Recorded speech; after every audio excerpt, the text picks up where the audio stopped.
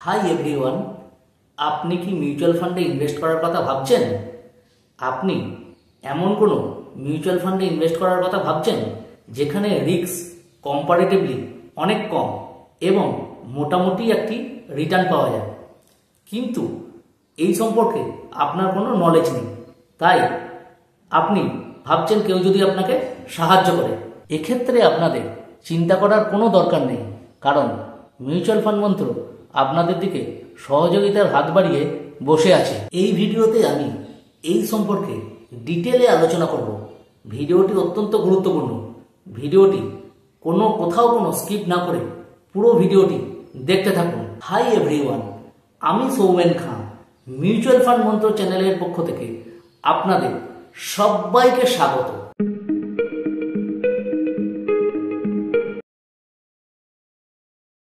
দেখুন, mutual fund ইনভেস্টমেন্টে risk থাকবেই, তবে কোনো ক্যাটাগরির মিউচুয়াল ফান্ডে রিস্ক বেশি এবং কোনো ক্যাটাগরির মিউচুয়াল ফান্ডে রিস্ক কম হয়। জেনারেলি দেখা গেছে লার্জ ক্যাপ ফান্ডের রিস্ক কম্পারেটিভলি মিড ক্যাপ বা স্মল ক্যাপ ফান্ডের চেয়ে অনেক কম হয়, কারণ লার্জ ক্যাপ ফান্ড সর্বদা লার্জ ক্যাপ স্টকে ইনভেস্ট করে, মানে বড় কোম্পানিগুলোতে ইনভেস্ট করে। যেহেতু এই বড় কোম্পানিগুলোর একটা স্টেডি রেভিনিউ আছে এবং কোম্পানিগুলি যথেষ্ট স্টেবল, তাই এই সব কোম্পানিতে ইনভেস্ট করার ফলে ফান্ড অনেকটাই সুরক্ষিত থাকে এবং রিস্ক অনেকটাই কম হয় কম্পারেটিভলি মিড ক্যাপ এবং স্মল ক্যাপ ফান্ডের চেয়ে। আবার লার্জ ক্যাপ কোম্পানিগুলোর বা লার্জ ক্যাপ স্টকের গ্রোথ লিমিটেড, কিন্তু একটি স্মল ক্যাপ বা একটি মিড ক্যাপ স্টকের গ্রোথ অনেকটাই বেশি হতে পারে। তাই লার্জ ক্যাপ ফান্ডের রিটার্ন মিড ক্যাপ বা স্মল ক্যাপ ফান্ডের তুলনায় কম্পারেটিভলি অনেকটা কম হয়। আজ আমি আপনাদের 4টি লার্জ ক্যাপ ফান্ড নিয়ে আলোচনা করতে চলেছি। এই ভিডিওটি সম্পূর্ণ এডুকেশনাল পারপাসে, কোনো রকম রেকমেন্ডেশন নয়। স্ক্রিনে আপনারা এই 4টি লার্জ ক্যাপ ফান্ড দেখতে থাকুন। দেখুন, এই ভিডিওতে আমি 4টি মিউচুয়াল ফান্ড নিয়ে আলোচনা করছি, যেমন Nippon India large cap, DSP top 100, ICICI Prudential, Edelweiss large cap fund.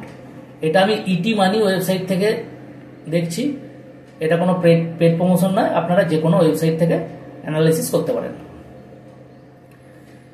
দেখুন, 4টে ফান্ডই হচ্ছে আমার large cap fund, equity fund. ফান্ডের বয়স 4টে ফান্ডেরই একই রকম, 12 বছর 3 মাস। এরপরে আসছে ফান্ড সাইজ, অর্থাৎ ফান্ডের এএমইউ কত বা এউম কত। দেখুন, এউম যত বেশি হবে তত মানে ফান্ডে লোকে বেশি ইনভেস্ট করছে তার রিটার্ন দেখে। এউম যত বেশি হবে তত সেই ফান্ডকে আমরা প্রেফার বেশি করব, কারণ হচ্ছে বেশি দিনের ফান্ড হলে তার এউম বেশি হয়। এখানে সবচেয়ে বেশি এউম আছে আইসিআইসিআই প্রুডেন্সিয়াল ব্লু চিপ ফান্ডের, 64,963 ক্রোড়। এরপর আছে Nippon India large cap fund, এর হচ্ছে 37,546 ক্রোড়। বাকি ফান্ডগুলোর ইউম তত বেশি নয় এবং সবচেয়ে কম ইউম হচ্ছে এডেলউইস লার্জ ক্যাপ ফান্ড। এবারে আসা যাক রিটার্ন। 3 মাসের রিটার্ন নিপ্পন ইন্ডিয়ার 0.5%, ডিএসপির 3.39%, আইসিআইসিআই প্রুডেন্সিয়ালের 2.5% এবং এডেলউইসের 0.65%। 6 মাসের ক্ষেত্রে নিপ্পন ইন্ডিয়ার নেগেটিভ রিটার্ন দিচ্ছে -4.87%, ডিএসপি -1.84%, আইসিআইসিআই -3.82%, এডেলউইস -5.67%। 3 বছরের রিটার্নে দেখুন, নিপ্পন ইন্ডিয়া দিচ্ছে 19.82%, ডিএসপি টপ 100 দিচ্ছে 19.08%, আইসিআইসিআই প্রুডেন্সিয়াল দিচ্ছে 17.65%, এডেলউইস লার্জ ক্যাপ দিচ্ছে 16.15%। 5 ইয়ার্সের ক্ষেত্রে নিপ্পন ইন্ডিয়া দিচ্ছে 27.17%, ডিএসপি দিচ্ছে 22.86%, আইসিআইসিআই প্রুডেন্সিয়াল দিচ্ছে 25.36%, এডেলউইস দিচ্ছে 46%। দেখুন লং টার্মে কিন্তু প্রত্যেক ফান্ডই মোটামুটি ভালোই রিটার্ন দিচ্ছে, কিন্তু শর্ট টার্মে দেখুন 3 মাস 6 মাসে রিটার্ন নেগেটিভ হচ্ছে বা কম রিটার্ন দিচ্ছে। ওই জন্য বারবার বলেছিলাম মিউচুয়াল ফান্ডে লার্জ ক্যাপ বা ভালো ফান্ডে যখন ইনভেস্ট করবেন সেগুলো লং টার্মে করাটাই ভালো। লং টার্মে দেখুন রিটার্ন ভালো রিটার্ন দিচ্ছে। এরপর হচ্ছে রিস্ক মেজারমেন্ট। রিটার্ন শুধু দেখলে হবে না, রিস্ক একটা ফান্ডের রিস্ক কিরকম সেটাও কিন্তু আমাদের দেখতে হবে। দেখুন স্ট্যান্ডার্ড ডেভিয়েশন হচ্ছে ওই মার্কেট ফ্লাকচুয়েশনের সঙ্গে সঙ্গে ওই ফান্ডটা কতটা ফ্লাকচুয়েট করবে সেটা হচ্ছে স্ট্যান্ডার্ড ডেভিয়েশন। স্ট্যান্ডার্ড ডেভিয়েশন যত বেশি হবে আমার ফান্ড কিন্তু তত বেশি রিস্ক হবে। স্ট্যান্ডার্ড ডেভিয়েশনে দেখুন নিপ্পন ইন্ডিয়ার হচ্ছে 13.44, ডিএসপির হচ্ছে 13.1, আইসিআইসিআই প্রুডেন্সিয়ালের হচ্ছে 12.79, এডিলিসের হচ্ছে 13.4। এবার হচ্ছে শার্প রেশিও। শার্প রেশিও হচ্ছে আমার 1 টাকা রিস্কের জন্য রিস্ক অ্যাডজাস্টেড রিটার্ন, মানে আমি 1 টাকা রিস্ক নিলে আমি কত রিটার্ন পাবো। তাহলে শার্প রেশিও আমার যত 1-এর চেয়ে বেশি হবে তত আমার ভালো। তাহলে শার্প রেশিওতে দেখুন প্রত্যেক ফান্ডে কিন্তু কম আছে। নিপ্পন ইন্ডিয়ার 0.92, মানে আমি 1 টাকা যদি রিস্ক নিই আমি 0.92 রিটার্ন পাবো। ডিএসপির ক্ষেত্রে হচ্ছে 0.87, আইসিআইসিআই প্রুডেন্সিয়ালের হচ্ছে 0.81 এবং এডিলুইসের হচ্ছে 0.68। বিটা মার্কেট যদি আমার 1% ফ্লাকচুয়েট করে তাহলে সেই রেসপেক্টে আমি যে ফান্ড ইউজ করেছি সেই ফান্ড কত পার্সেন্ট আপ এবং ডাউন করবে সেটাই হচ্ছে বিটা। বিটা যত কম হবে সেই ফান্ড তত কম রিস্কি। দেখুন নিপ্পন ইন্ডিয়ার হচ্ছে বিটা হচ্ছে 0.94, ডিএসপির বিটা হচ্ছে 0.9, আইসিআইসিআই প্রুডেন্সিয়ালের হচ্ছে 0.89, এডিলুইসের হচ্ছে 0.95। আর হচ্ছে এবারে আলফা হচ্ছে প্রতিটা ফান্ডই কোনো না কোনো বেঞ্চ মার্কেট ফলো করে এবং ওই বেঞ্চ মার্কেট থেকে ওই ফান্ড কত বেশি রিটার্ন দিচ্ছে সেটা হচ্ছে তার আলফা হচ্ছে নিপ্পন ইন্ডিয়ার ক্ষেত্রে আলফা হচ্ছে 5.67, ডিএসপির ক্ষেত্রে আলফা হচ্ছে 4.98, আইসিআইসিআই প্রুডেন্সিয়ালের ক্ষেত্রে আলফা হচ্ছে 4.03 এবং এডিলুইসের ক্ষেত্রে আলফা হলো 2.36। রিস্ক রিলেটেড যদি আপনারা আর ডিটেলে ভিডিও চান তাহলে কমেন্টসে আমাকে লিখে জানান, আমি অবশ্যই সেই রিলেটেড ভিডিও বানানোর চেষ্টা করব। Portfolio top 3 sector. Nippon India দেখুন ফাইন্যান্স, এনার্জি এবং সার্ভিস এই 3টে সেক্টরে সবচেয়ে বেশি বিনিয়োগ করেছে। ফাইন্যান্সে করেছে কত 31.95%, এনার্জি সেক্টরে করেছে কত 12.56% এবং সার্ভিস সেক্টরে করেছে কত 10.66%। হোয়ারাস ডিএসপি ফাইন্যান্স সেক্টরে করেছে 37.96%, অটোমোবাইল সেক্টরে আছে 13.27% এবং এনার্জি সেক্টরে আছে 9.42%। অটোমোবাইল সেক্টর কিন্তু ভালো পারফর্ম করবে, কারণ হচ্ছে আগে আমি ভিডিওতে বলেছিলাম ট্রাম্প কিন্তু অটোমোবাইলের ওপর যে শুল্ক, সে বর্ধিত শুল্ক সেটা কিন্তু প্রত্যাহার করে নিয়েছে।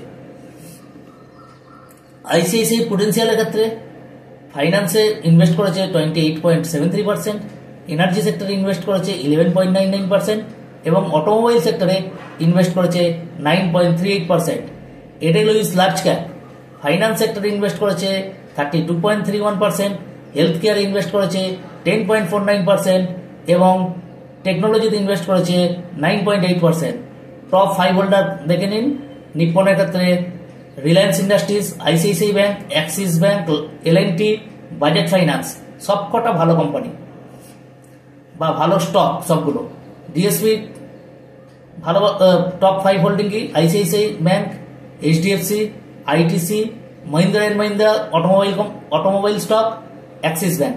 এই ম্যাক্সিমামটাই ফাইন্যান্স, আইসিআইসিআই, এইচডিএফসি, অ্যাক্সিস ফাইন্যান্সে ম্যাক্সিমামটা ইনভেস্ট করেছে। আচ্ছা, আইসিআইসিআই ব্লু চিপস কোথায়? এইচডিএফসিতে করেছে, আইসিআইসিআই ব্যাংকে করেছে, লার্সেন এন্ড টুব্রোতে করেছে, রিলায়েন্স ইন্ডাস্ট্রিতে করেছে আর ভারতী এয়ারটেলে করেছে। এডেলুইস কোথায় কোথায় করেছে? আইসিআইসিআই করেছে, এইচডিএফসি করেছে, রিলায়েন্স ইন্ডাস্ট্রিজ করেছে, বাজাজ ফাইন্যান্স করেছে, লার্সেন এন্ড টুব্রো সবকটাই ভালো ফান্ডে ইনভেস্ট করছে।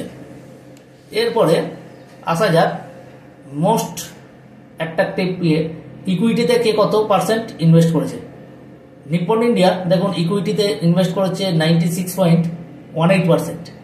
ডিএসপি ইকুইটি ইনভেস্ট করেছে 87.94%।